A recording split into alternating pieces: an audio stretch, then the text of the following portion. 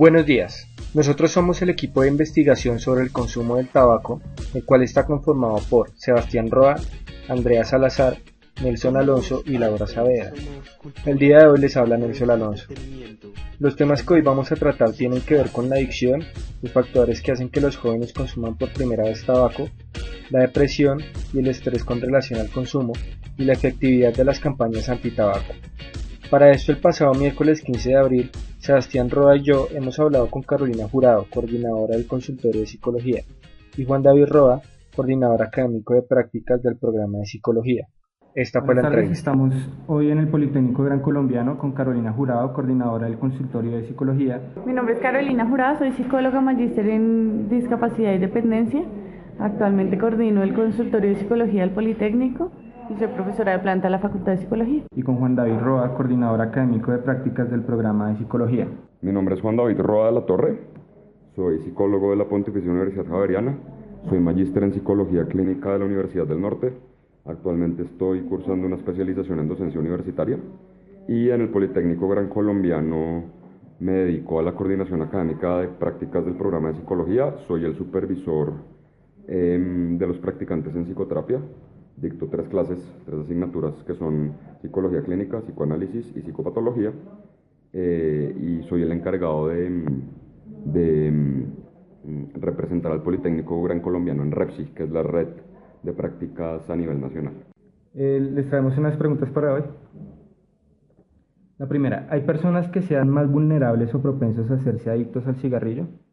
Bueno, digamos que los factores de vulnerabilidad, desde mi perspectiva, estarían más asociados al contexto donde está la persona que de alguna manera puede facilitar o predisponer a la adquisición de las conductas.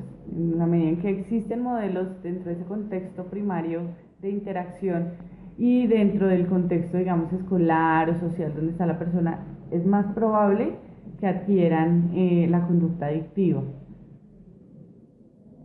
Yo le contesto la pregunta ya pensando en una categoría más amplia. No me referiría únicamente al tema del consumo de cigarrillos, sino al consumo de sustancias psicoactivas. Y el cigarrillo está dentro de las sustancias psicoactivas. Entonces, en primer lugar, debería haber un componente genético asociado. Es decir, dependiendo del mapa, o digamos de los niveles cromosomáticos de cada persona, por supuesto que puede haber mayor vulnerabilidad en una persona que en otra, primero. Segundo, si hay historia de consumo asociado en la familia, hay mayor probabilidad de que la persona desarrolle, o más bien empiece a consumir. Y 3, muy parecido a lo que estaba diciendo la profesora Carolina, tiene que ver con, sobre todo, las vivencias infantiles. Entonces, una persona que haya crecido con carencias o con situaciones muy precarias en términos afectivos, en términos nutricionales, etcétera, seguramente va a tener mayor vulnerabilidad y mayor probabilidad de desarrollar una adicción. En estos 3 factores, ¿cuál podría ser el que más afecte entre la parte genética y la observación a los modelos a seguir? Depende de la orientación dentro de la psicología que usted lo vea. Si, por ejemplo, usted lo ve desde un enfoque sistémico, que tiene mucho que ver con cómo se dan las relaciones intrafamiliares, seguramente el componente más importante es el relacional. Y es el tema un poco como del modelado, de cómo se modelan conductas aprendidas a partir de lo que ese niño que ahorita es adulto pudo haber visto, o es adolescente pudo haber visto. Si usted lo ve desde otra postura un poco más psicoanalítica, por ejemplo, las vivencias de los primeros 5 años van a marcar necesariamente un potencial consumo a posteriori. Pero si lo ve desde un punto de vista más biologicista, que no es tan psicológico, seguramente el tema del mapa genético y del ADN y de los cromosomas y de la historia familiar de consumo van a tener mayor relevancia. Aparte de los componentes del tabaco, a nivel psicológico, ¿qué hace que una persona adquiera adicción a este? Bueno, pues digamos que eso ya te lo contestamos con la pregunta anterior, que no son solamente, digamos que los factores psicológicos en cuanto al aprendizaje y demás, sino que pueden existir elementos genéticos, fisiológicos que predispongan este tipo de conductas. Yo le hago una ampliación a esa pregunta. O sea, entiendo la lógica de lo que quieren que les respondamos, pero es importante que ustedes entiendan que el tabaco es solo uno de los componentes, de los 3.000 componentes que están asociados en un cigarrillo. De ahí que sea digamos, una sustancia muy tóxica para el organismo. Ahora, además yo creo que la pregunta es más orientada si hay una dependencia que se genera a nivel biológico, es decir, que mi cuerpo empieza a pedir la sustancia. Que si más allá de eso existen otros factores, por supuesto que existen otros factores. Y por eso, no en todas las personas, a pesar de haber probado varias veces el cigarrillo, hay dependencia.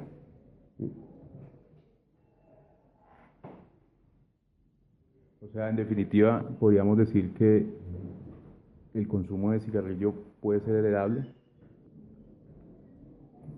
Digamos, sería uno de los niveles asociados para la explicación causal.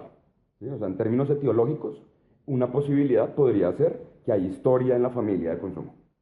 Pero no necesariamente el hecho de que haya historia en la familia de consumo necesariamente implica que la persona va a consumir cigarrillo posterior. ¿El conocimiento y la educación respecto a los daños del cigarrillo previene el eventual consumo? La respuesta es depende. Depende de la edad en la que se le esté enseñando eso al sujeto. Si, por ejemplo, tú le estás enseñando a un niño de 8 años los daños potenciales que puede tener el consumo de cigarrillo, ese cerebrito aún es muy concreto.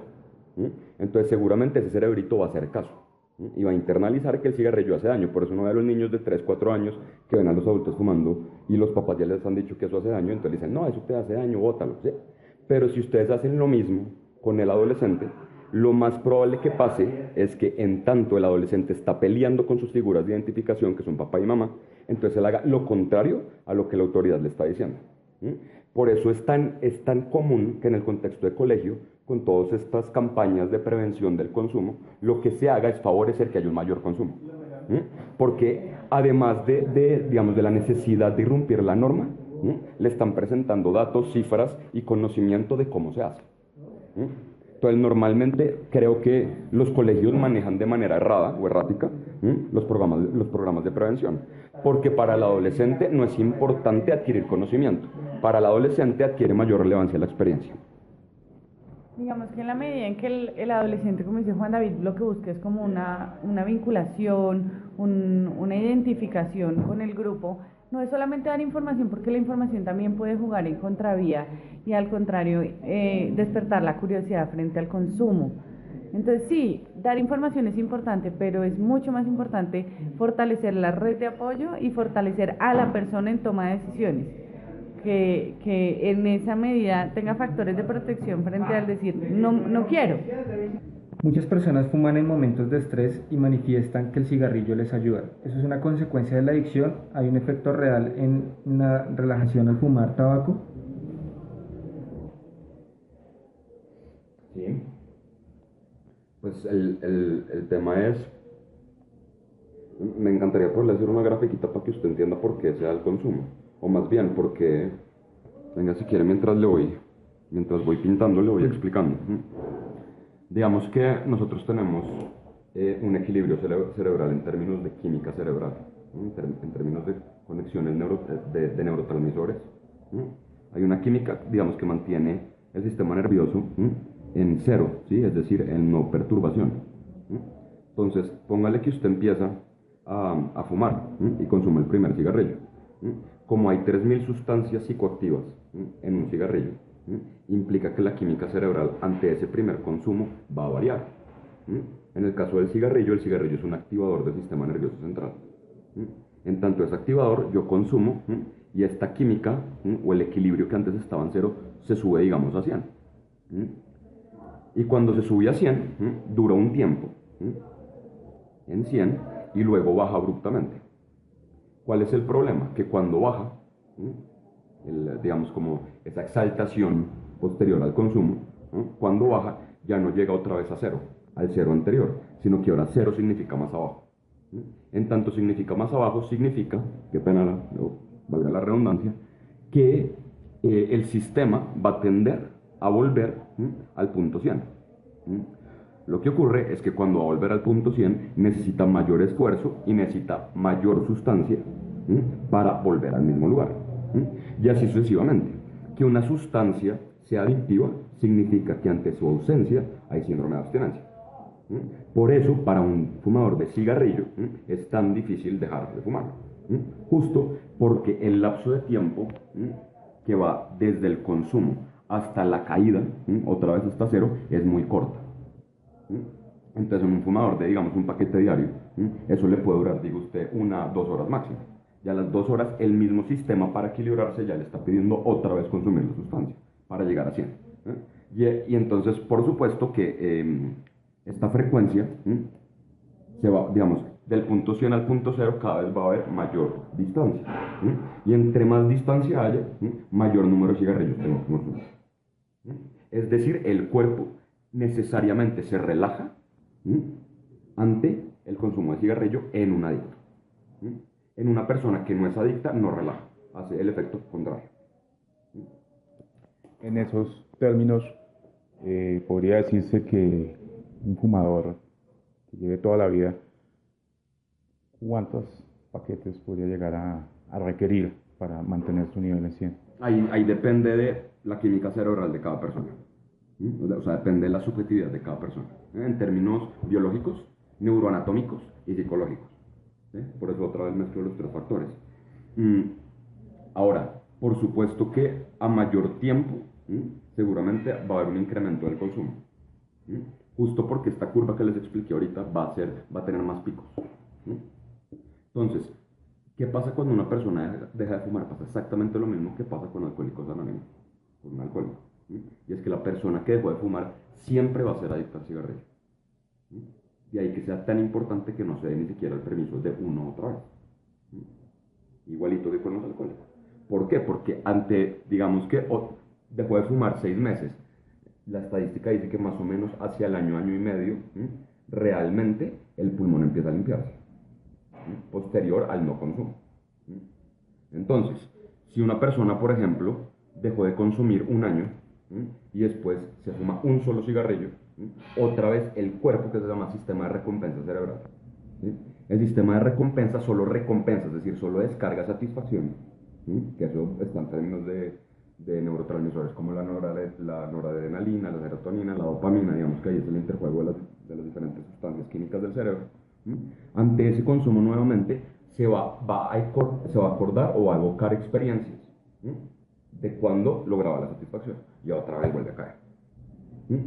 Entonces, para el fumador, y se los digo como fumador, la única posibilidad es la ausencia de cigarrillo para toda la vida, sabiendo que uno está condenado a ser fumador por siempre. Pues digamos que yo el concepto de estrés lo analizo y lo interpreto desde otra perspectiva, no es del estrés fisiológico o el estrés que genera la ausencia de la sustancia. Si bien sí hay un tema fisiológico al haberse generado la adicción a la nicotina y que estén libres los receptores para mí, desde mi perspectiva es estrés situacional, psicosocial, y ya sería excusa para consumo. ¿Sí? Entonces, independientemente que yo me acabe de fumar un cigarrillo, estoy estresado, me voy a fumar otro, porque justifico mi conducta. Necesito darle un argumento a hacerlo cuando tengo frío, después de comer, y realmente son contingencias que uno mismo asoció, que en la medida en que se desmontan y se trabajan desde la desensibilización de esa conducta instaurada, pues el fumador no necesariamente va a tener como esa necesidad y estarían asociados factores de personalidad, de temperamento, de estrategias de afrontamiento de no me lo voy a fumar y no me lo fumo, ¿sí? Y es un tema de autorregulación y de autocontrol que también entraría como en influencia en este tipo de conducta. Las campañas de hoy en día en los medios de comunicación, como las cuñas de radio de "El humo es solo tuyo" o las imágenes impactantes de las consecuencias del consumo en las cajas de cigarrillo, ¿tienen un impacto y un efecto real psicológico? Pues sí, o sea, el que es fumador igual ve el pulmón con cáncer, pero eso no va a hacer que la persona deje de fumar. Sí, está bien que lo pongan y me parece más un tema burocrático y político de prevención, pero como fumador no sé hasta qué punto eso diga, uy no, yo no voy a fumar por esto. La presión social me parece que sí es un tema que mueve más y que de alguna manera limita más el consumo. Entonces uno ya se cuida mucho de si hay niños alrededor, no fumo. Si las personas con las que estoy no fuman, pues evito fumar un poco, pero ya es más como en la capacidad de establecer esa empatía con el otro y de que los demás como que en la medida en que se han incrementado estas campañas de no consumo, pues se genera mayor presión social, como en su momento o en el caso de los adolescentes funciona la presión social para adquirir la conducta de manera más fácil. No estoy tan de acuerdo con ese planteamiento. Está bastante comprobado que las políticas que estén a favor de la represión o del castigo, digamos, o del señalamiento social, no están a favor del desarrollo de la autonomía, están a favor del desarrollo de lo que se llama la heteronomía. No autonomía, sino heteronomía. Heteronomía es depender de los otros para yo moverme en el mundo.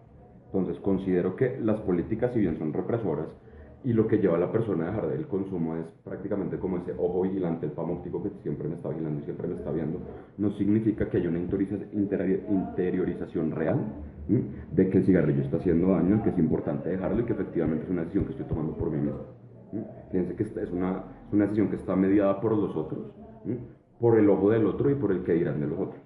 Entonces, considero que esas políticas y esas campañas lo único que hacen es favorecer la heteronomía y no permitir la libertad, la autonomía, digamos que las elecciones responsables y autónomas de las personas. Entonces, ya para concluir, desde la posición de cada uno, ¿a qué le atribuirían el mayor factor de consumo?